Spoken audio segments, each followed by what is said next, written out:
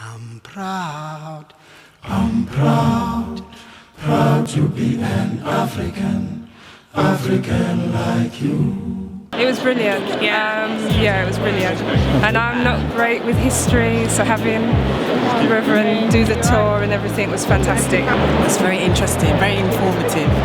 I've come before by myself, and obviously I wouldn't know half of the things that was taught today. So in that sense, it was brilliant for me. I'm glad that I came with someone, like with a tour guide. Doing it on my own could get really confusing and stuff, but I found it really good. Food for thought, definitely. Factful. Yeah. Brilliant. Thank you. In the beginning, God created the heavens and the earth was void. Well, Tar is always drawn with Nut, the female, as heaven, and man, Geb, is earth, and Shu, the wind in between, and Tar is bringing the word of creation. In the beginning was the word, found on the Menphite theology, or what we call Hetkat Tar, the original theology. And they're saying this is, all European scholars agree, this is the oldest cosmological and theological record on the planet. So why is it tucked in this corner? Why is it not given the respect? I've learned far more here, although I saw a lot of things, a lot of artifacts of African statues in Egypt, but it was amazing. I've been before, but I've learned so much going with somebody with so much knowledge. So it was great being shown around. Really enjoyed it. It's been worth it. Thank you very much. Yeah, very, very informative. There's a lot to take in. It's almost like the beginning of a journey, really. So I know for me to get really the fullness of it, I'm going to have to come back in my own time and space. But you know, Dr. Varmah, he's just, I don't know where he gets all that, and he's able to restore and keep all that knowledge. So I'm very informative. We came here a few months ago with a Dogon priest, and so what AJ was able to do is to really fill in the gap in other places where we didn't, but also he reinstated you know, things that, you know, we'd heard before. He gave us that, and he gave us more. So I would definitely like if, you know, he could do these kind of things more regularly. It was very beneficial to my knowledge per se. So many things in here that I actually didn't think of thinking about before, and as he just said, it kind of just takes you back to who we really are. So yeah, it was great. So why is it tucked in this corner? And why are you and me thinking when we're reading Genesis? The word Genesis, they'll say Genesis, the Greek Bible was the first oldest European Bible. It's called the Septuagint. Say Septuagint. The word Septuagint is the word sept, meaning 9. Also called the Septuagint or the Sedjet, part of the creation story in Kemet. The name Genesis in Hebrew, they say Bereshit. Say Bereshit. The name Bereshit, they say, means bara. Ba, the soul, ra, the source. Sheep. How are their books, how are their religious books named after African angels and African deities and African families, unless these were stories held sacred by African people that have been retold from Greek, Roman eyes and perspectives? Excellent. Things I didn't know about, I found out about. My children can come in now and I can show them what's what. Really good. Really happy. Thank you very much. There's no one here. So people are not, how come they're not being directed down here? And Africa was here 10 years ago when I was here, in the same basement. Why won't they direct you down here? Because it has to keep the stigma that African people have no civilization. You know, we were just naked running around, had no technology. Keep it in the basement. Hell, it's the same, you know, hell's down. They're playing on something in the mind. So you'll see it. Then you have the buto fish. This is a buto fish. The symbol is worn as what you call the atef that's on Osiris's crown. But it's found in West Africa. It's found on the Pope. It's found as the symbol of Christianity, the fish, fishes of men. But yet it's found in Tamare, in West Africa. Same people, same culture, same civilization. But we adapted our culture or our spiritual practices or our religion based off of the environment in which we found ourselves. If you lived in the desert, you really wouldn't have a fish as your symbol because there's no fish. You follow? If you lived on the ice caps in the mountains of Kilimanjaro, you wouldn't have symbolism of a lion. You might have symbolism of a mountain lion or something that's in your environment that you utilize for food or skin or the fat. If you're an Eskimo, you use a seal as your symbolism. You wouldn't use an elephant because you would never have seen one. So the word elephant wouldn't exist. But so the culture changes based off of environment. Africa or cosmology or Tamarean spirituality was not predicated on making everyone a facsimile of each other. That's not balanced. Nature says each creature or each animal or each species adapts based off of where they are. It's only European and an Arab mentality that says everything must be what I am. Fair enough? All right. Again, you see the same symbolism. The Buto fish, same thing. Buto fish. The twins, the concept of yin and yang, Pisces, the twin. African textiles, tapestry. In Kemet, they called it Neith, the mother, divine mother or angel of weavers. Look at the type of weaving you did. Look at, this was done without a machine. And according to their writing, let's read it real quick. Ethiopian altar cloth, so you had altars, was woven in the 1700s from imported Chinese silk.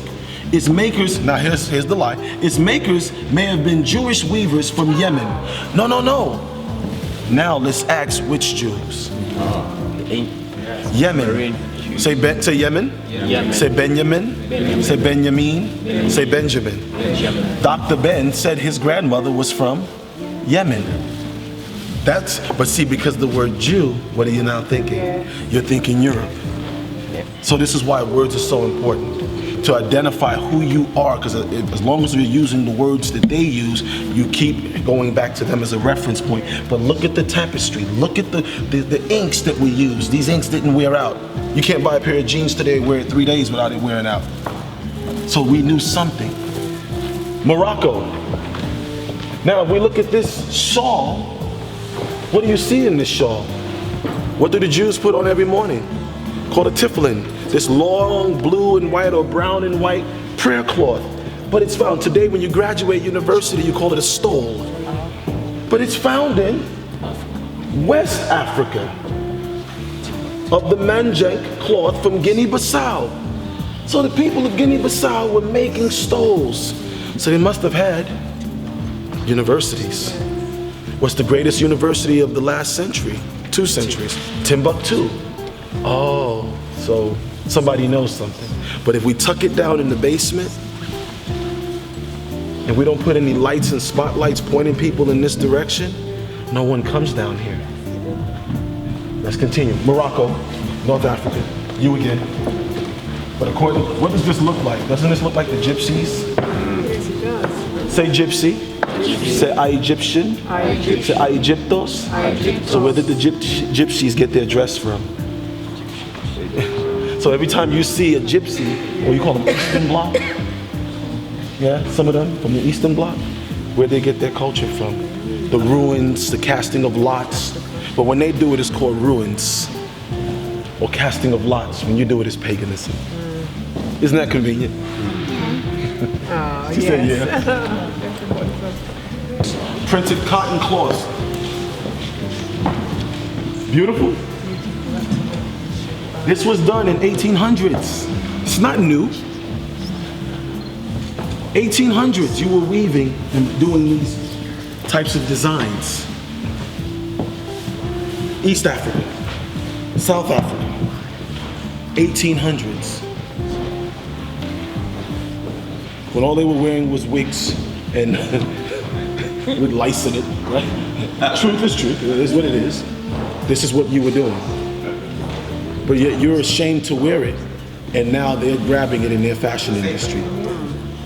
African Imports, anyone ever heard of that company? Owned by Europe. Importing most of the African dashikis that the African cultured people, conscious groups are wearing. Look at the designs. What skirt does this look like, sisters? It looks like the Native Americans. Native Americans, beatery. So which culture are the Native Americans? African culture. But it's found in Central Africa, before and older than the Native American culture. And the Native Americans admit to it. You were doing this. This is Central, Chad, Rwanda, Central Africa. Cloth and clothing in Africa are sometimes used to display power and wealth, though the techniques and materials used to produce prestigious cloth varies greatly. Cotton and synthetic yarns are widely used. These are things you were doing before the cotton gin. Before so-called technology was available, you were already doing it. But in order to justify the kidnapping and subsequent enslavement of you as a people, we had to justify to the world. And matter of fact, yesterday, what's the paper they give you on the train? Metro. The Metro, Evening Standard. There's an article, if you get yesterday's edition, right? There's a whole article on how the British Museum was started in the 1700s, and what the goal of the gentleman who started it was to be able to claim history from Asia, North America, South America, Africa, and bring it here to turn London into the center of information. Because if we remove all of Africa, all of Asia, all of South America, all of melanin cultures, this museum would be one blue. And that's very important for us to recognize. All right? Again, we're in West Africa, Kente cloths. Ghana, Ashanti. The Ashanti people, they call Kente. Yes? You were doing this as well. This is also West Africa. So African civilization is not just Egypt. That is the myth. Egypt is one of our great civilizations. It is not our only great civilization. We have to be very clear of that. That's why we say Tamare, because Tamare includes all of that continent, as well as North America and South America and the Caribbean and the Indus River Valley and certain parts of Southeast Asia. Not us saying it, all scholars who are honest have to admit to such. They don't have to like it, but you know, no more than we like going to the dentist, right? Now we're in Benin. What materials are we using? Materials available to us. Benin, Nigeria, Togo, Yoruba land. They're using bronze because bronze was available. Look at the symbols. The ancestors, warriors, teachers, priestesses, priests, using brass. It'd be nice if they shine it, right? But anyway. Feather of mat. So even at the heart, the double feather, the plume feathers on the side of what's called the active crown of Osiris, there's two feathers. Represents law and order. Law and order, two sides to mat, law and order. Out of the law, order comes. Out of order, the law is established. So even amongst the warrior class, there was order, law and order. It wasn't haphazard. With these, you got statues whereby there's 3 individuals, 2 individuals, and 1 individual. What's the reasoning behind that? What's the significance behind that? First of all, if you notice the 2, what's 2? Duality. Yeah. What's 3? Trinity. So they had this principle, they understood the Trinity, the concept of divine mother, divine father, divine child. Duality, mother and father. Without mother and father, there is no divine child. So it's not a new thing you converted to. This was your symbolism. They just gave it back to us with Zeus and Poseidon and what's the other character? Hades. Sky god, water god, hell god, or underground god. But look at the very top, you still see Buto fish. Mm-hmm. Why does this fish keep popping up? Because the female's egg and the male's semen, water, the fish. Clear? This is what they found in the late 1800s. Brass and copper. So who's the real Iron Age? Benin City. And they went and they looted and took your iconography, always overshadowed on the top by fish. The fish symbolism, the twin, the male and female polarities, feminine and masculine. Some with 2, some with 3. Duality, the original Trinity. Notice the females wearing the bullhorn, the symbol of the fallopian tubes, the reproductive ability. Hathor's bullhorns, crescent moon, every culture has it. But it's here. Someone doesn't want us to recognize this, but it's here in the basement. But they told you and I, we had no technology. We think great Africa, and we think 20,000, 30,000 years ago, when in fact, you're looking at 100, 110, 120 years ago. This is what they found when they got there, and there's more, because the Romans went in from the Vaticans, they stole a certain amount. Mussolini stole a certain amount. Hitler stole a certain amount. The French Napoleon stole a certain amount. The Spaniards stole a certain amount. The Americans stole a certain amount. Everybody's stealing a certain amount of who you are, but if you go to these museums and these libraries and you unearth the truth and put the pieces of your life back together, each person has to do it for yourself. We'll help you as best we can, but you gotta wanna know more, and you have to wanna bring about a change in your life based off of your story. And you don't need anyone's interpretation. Interpret your own. They don't ask your permission, so why are you asking this? True? True. Don't get over it. These are the crowns, these are the hats. The crowns, different hats, all around Africa. These crowns, these hats that we wore on our heads represented an overstanding of your culture, an education, if you will, that other societies make it seem like you were just wearing because you liked the way it looked. Everything you did identified what land you were from, and all of our cultures had to know what the other cultures wore and what it represented, your ambassadors. And so we have to come and do studies on these things, all of you, to learn so that when you're wearing it, you're not just wearing it because it looks good, but you're wearing it because you understand the symbolism and what effect it has on you. In the glass cases behind us, you see the rooster, the back one there. Rooster is a symbol of rain in East Africa and West Africa. Most West African villages, you'll find chickens running about and maybe one rooster. Well, you'll see more roosters. They don't, in the Western cultures of Africa, they eat the rooster, not the eggs, not the hen, because the hens have to lay more eggs. So they'll eat rooster. But the rooster is considered the symbol of Re because it brings in the sun. Because the amount of cones that it has in its eyes, when the sun comes up, it's like blinding, and that's what makes it, so it becomes a symbol of calling forth the divine. Clear? Jewelry boxes, carved in ebony. Do you know how long this took? A week. You know how good you have to do it that fast? So you had to understand symmetry, yes? And mathematics, yes? And depth. So you knew geometry. You understood math. You weren't pagans. Mat feather.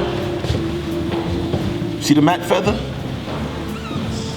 That's the Sandi society. Mat. We always had law and order. There was no traditional indigenous culture that separated law and order from reality. So we advocated law and order, balancement. Some call it feng shui, yin yang, male, female.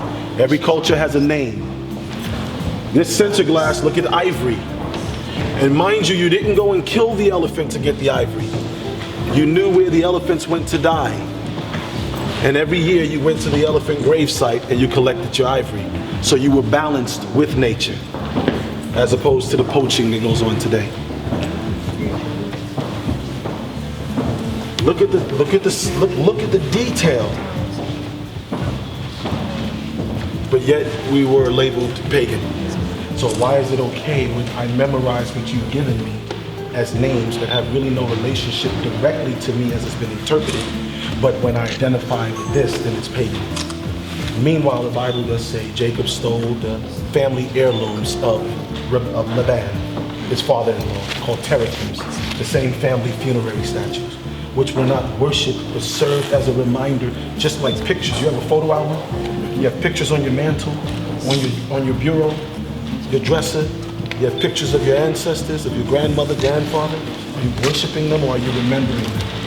And this is what these were. And these remembering tools are removed so that you and I would forget. And it's placed here where most of us would never think to come. So let's walk and we're going to see some things. Let's uncover. First of all, you're realizing the artistry, the ability to carve. Now, we use whichever material was available in our environment.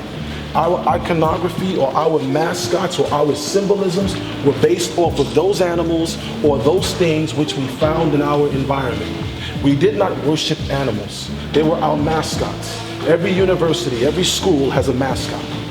Correct? Yes. And so does that mean the people of that school are worshiping that mascot? No. So why is it that when you as African or indigenous people have the same concept or precept, you're labeled other than what you are? Pottery, as they call it. So you overstood clay, working with clays and working with different types of materials. Carvings, look at the carving, look at the detail. They said this is the Osisa village of Nigeria. How did it get here? Because Europe, under the guise of the Vatican, their concept was, or their teaching was, if you don't like it, destroy it. They practiced a scorched earth policy that said, take what we can, the rest you burn. Most people think that the glory of your civilizations is 10,000 years old, and much of this was found in 1900, 1906, 1870s, a little over 100 years ago. Don't think ancient as in a million years. Yeah, you were back then also, but you had civilizations, you had cultures, you had teachings, and we're going to see that today.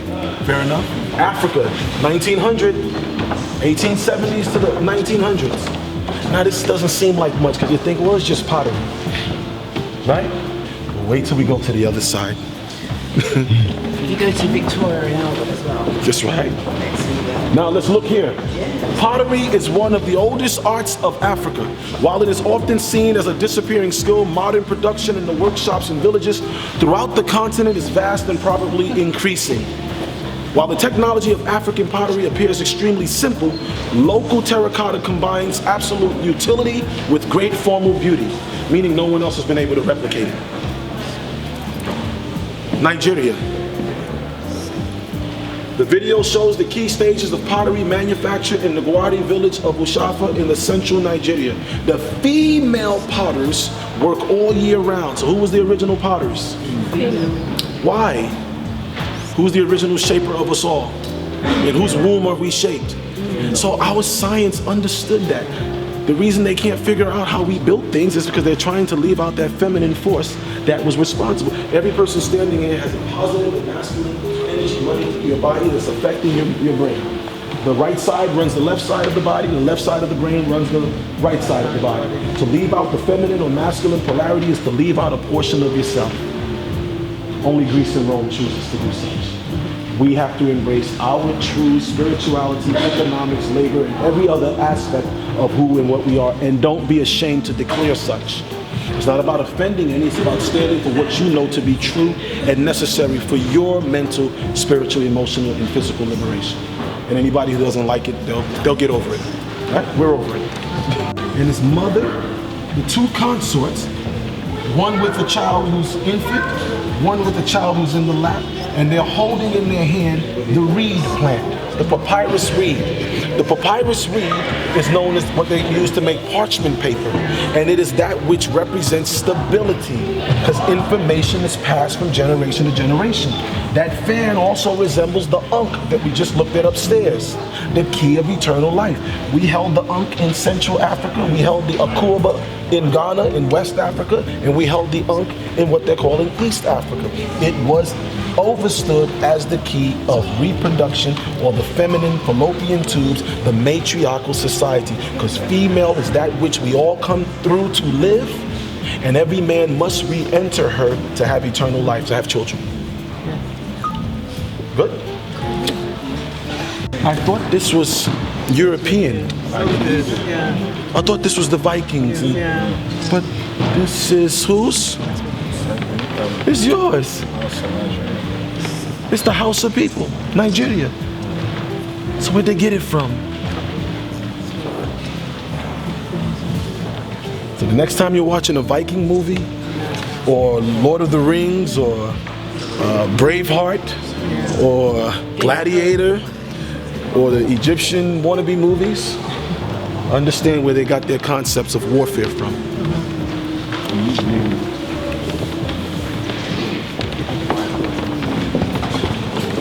This is Niger, the House of Horsemen of Niger. Scissors. You thought they made scissors, didn't you? Hammers. If you had hammers, what are hammers used for? Hammer things. To build things. Yeah. So we were building. Yeah. Scissors are used to do what? To cut. So we were cutting. But I thought you were pagans, waiting to be civilized. Do we have a date on that? 19th century, which will put it in the 1800s.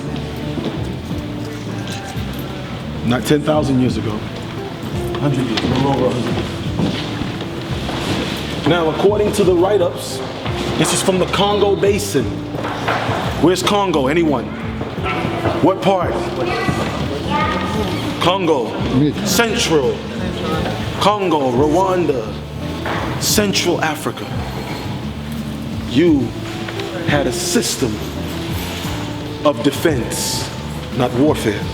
Warfare is to go invade another person's land to take what's not yours. Defense is to defend yourself from that which is trying to take what is yours. Now we're on one side. When we go on the other side, you're going to see another level of development.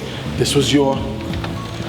Now when you go into the Celtic areas, you're going to find a similar design in their weaponry, which they call the Bronze Age.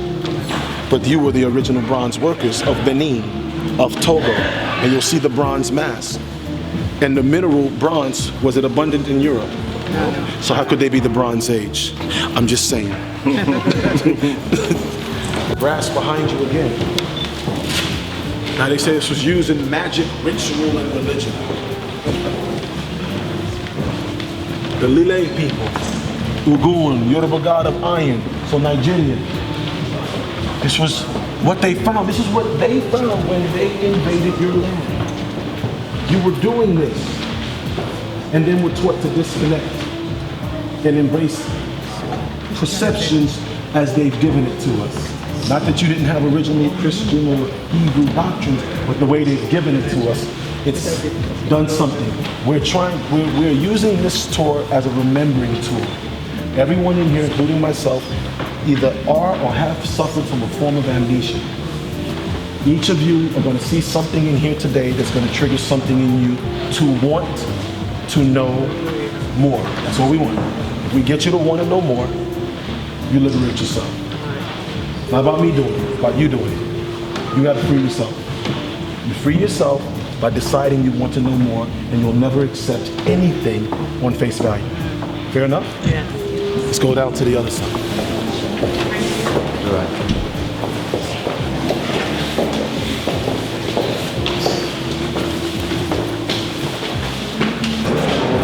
Come on in, Sorry. Everybody just stand in here, face this way, please. That way I can... Is everybody? Come on in here, stand in. Group photo. Now, notice everybody standing around this glass case. This is very hidden, isn't it? But you see that glass case? Oh, yeah. They say that's the Rosetta Stone. Yeah. About how many 100 years old? 300-400 years old. Not the oldest, but they're all standing around it because it's supposed to have the Greek, the Aramaic, and the hieroglyphs, and explain how you're supposed to interpret African culture, or what they're saying Egypt is African culture. But reality, they're all standing around it. Let's go look at it, then we're gonna walk that way and see something that's 10,500 years old, and notice how this is being kept, and how that's being kept, and how no one's looking at it, everybody's looking at this. Because this is Greek on it, and so this is when they dove into it. They have a display going on here called Egypt, Faith After the Pharaohs. So most of what they're calling Egyptology is after the Pharaoh, when who came in? Who's on the picture? Greeks, and Romans. Greek and Roman. So let's go take a look. This is a sarcophagus, yes?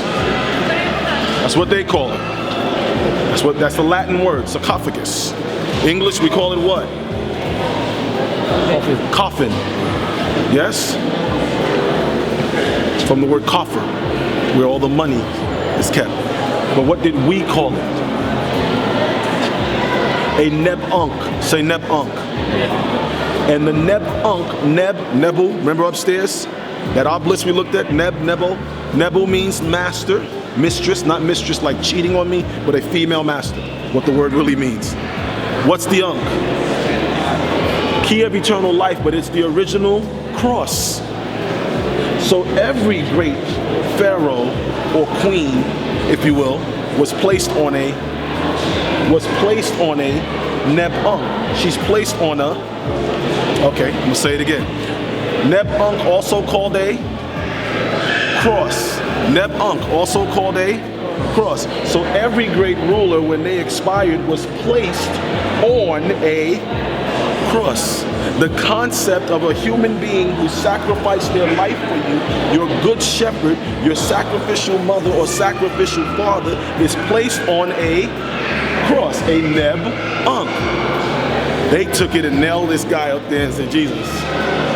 She's on a neb-unk. She's on a cross right in front of you. But if I play with the language, I don't see it. If I say sarcophagus, I don't see it. But this is called a neb-unk. So she became a mistress of the sacred schools. And in the church, they take this part of it and they bring it as a halo and put it on his head. Christ wears a halo on his head. Or some churches put a cross and then they put the circle in the middle of the cross. Now, what symbol, if I take that circle and put it at the top of the cross, whose symbol is that? What's the symbol for female? Centrifugal. A circle. Yeah. So who's the original sacrificial shepherd?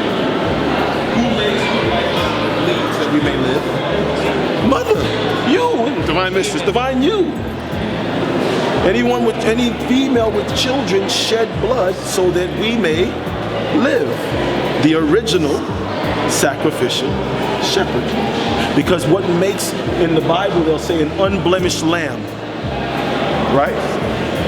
A lamb that's supposed to be a virgin, unblemished. But only females have a hymen that can be broken. No male that I know of, right? Never know, right? But no male has a hymen. So when they say the unblemished lamb, it has to be the female. Make sense? Let's go that way, because there's no way this way. And this is also your Ark of the Covenant, by the way. Because in there, they kept the tools, they kept the books, they kept the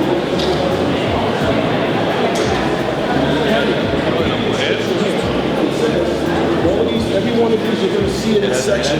They say they were carried with, they had these little rings on the side on all four corners, and they run a stick through it and they carry it.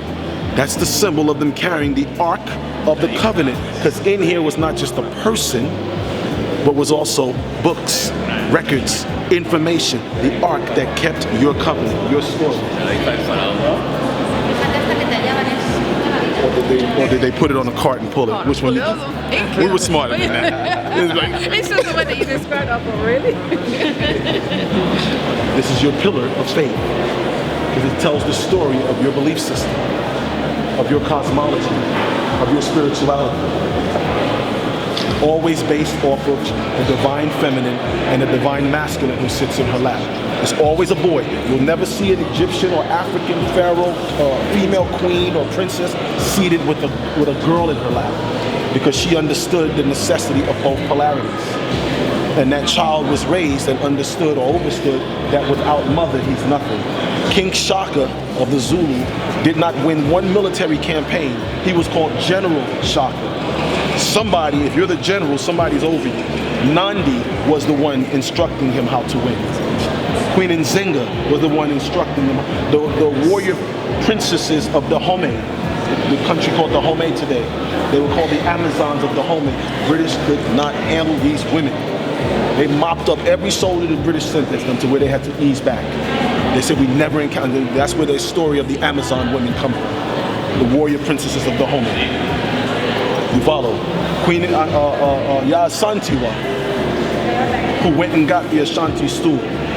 The men were like, oh no. She's like, women, let's go. We're gonna go get it back. And they went and got it back. Respect. Okay? Again, you see inscriptions around us. They'll say this is the side. Semtek kneels making offerings to fearsome looking deities. What do you mean fearsome? Because you don't know what it means as fearsome. Has anybody seen this symbolism in Yoruba land? The same crown that we saw downstairs. The Yoruba wears a similar crown with one uraeus. The uraeus means the sleeping serpent, the kundalini. Because what serpent, they say fire breathing, and in Europe they were always afraid of the fire breathing dragon. What dragon breathes fire? The spitting cobra. A serpent that's a dragon that opens its wings and spits fire into the eyes of its enemy. So all about cosmology, all about understood that the mind, when the mind is raised to its full potential, you become a fire-breathing dragon. Your Bible says, wise as, harmless as, and every ancient African queen and ruler, male ruler, had a serpent and a falcon or a vulture or a hawk or an eagle. Wise as serpents, harmless as doves. That's African iconography. That's not European. So Jesus must have been raised around you. Or must have been one of you. Take your pick. Right? Yes, ma'am. That's the helix. Because we did not separate. So you'll find on our iconography, as they call it, you'll find mathematics, architecture, cosmology, spirituality, religion, economics, trade, weaving. We had 99 angelic hosts, and each one of them represented or signified aspects of who we were. And they taught us to separate it all. What we're trying to do, atonism, is to reclaim each of these pieces to where they displaced them and put them all together. This helix symbol is the two snakes climbing the spine, the medical symbol. Ambulance, doctors, nurses, some have one snake, some have, where is he? I was just pointing to him. His last, where? Yeah, there we go. One snake. So that means he reached one level. Associates, bachelors. Those who had the two, masters, PhD. Universities, cities where you study the universe. To study the universe doesn't imply just studying constellations. It implies studying everything within the visible and invisible universe. And when you uncovered or gained knowledge of these things, you named them after those working on it. You understand it, Einsteinium, Tesla, a unit of measurement, named after a European. Einsteinium, the last element on the periodic table today, named after a European. But when you said Atum, Ray, and Nun, and Nunet, and named them after your ancestral mothers and fathers, all of a sudden they don't get it. Let's continue. Gonna dig this. Yo, okay, yo, I like you. You're like a tiger. Who trained you to believe you're inferior? Some go ever though in Nigeria are the remains of an ancient moat dug 1,000 years ago. 20 meters wide, 70 down. Round the remains of an ancient town that's 400 square miles around. 400 square miles around. Please, don't believe me. It was a documentary on BBC, but we ain't studying history. Too busy watching MTV.